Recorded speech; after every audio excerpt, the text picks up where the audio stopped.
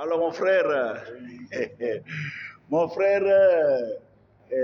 Caleb, pasteur Caleb, qui nous vient du Bénin, de Basila précisément, qui est Peul, qui parle Foufoudé, mais qui parle aussi bien français. Ofindé. Ok. Alors, en tant qu'étudiant, tu as suivi aussi avec nous cette semaine le cours sur le brisement et le renoncement. Quelle impression tu as eue? Vraiment, et qu'est-ce que cela a fait dans ta vie? Et qu'est-ce que tu veux dire à l'auditoire?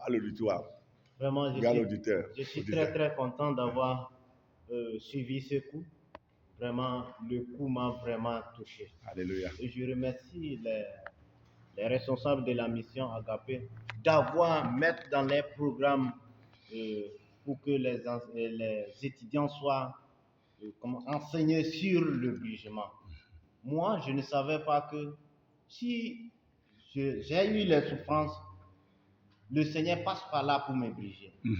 Selon moi, avant, si je souffre, des fois je dis, c'est mes ennemis qui sont en train de chercher ma souffrance. Ils ne veulent pas que je sois heureuse.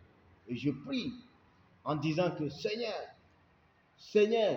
je prie que Seigneur, tu les frappes. Seigneur, je ne veux pas qu'ils me manipulent comme ça. Je ne veux pas être souffert en tant que ton serviteur. Et des fois encore, quand je souffre, je dis ou bien c'est mes péchés. C'est à cause de mes péchés que la souffrance là est venue. Mais au travers de ce coup, vraiment le Seigneur m'a touché. J'ai reconnu que le Seigneur passe par les souffrances pour me briser, pour me fortifier dans son ministère. Alléluia. Et maintenant, je suis très content. Amen.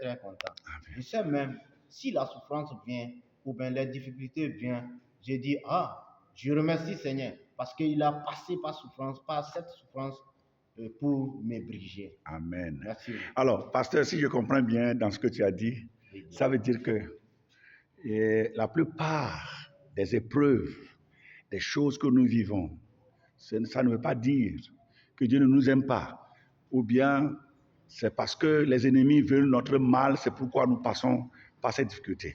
Mais j'ai compris que Dieu permet cela pour nous forger, pour nous former, pour travailler sur notre caractère, notre vie, en tant qu'un homme de Dieu soit vraiment parfait, comme l'a dit 2 Timothée 3,16, n'est-ce pas? Et puis si je comprends aussi bien, nos péchés aussi peuvent nous amener certaines choses. Et ça, ce n'est pas la faute de Dieu, n'est-ce pas? Si tu vis dans le péché, si tu vis dans le mensonge, dans des choses, tu ne peux pas vraiment compter sur Dieu. Quand les souffrances là viennent, c'est toi ce qui va supporter, ou bien. Mais quand tu cries à Dieu, Seigneur, je me répands, il va venir à ton secours. Je te remercie pour ta réponse à l'interview.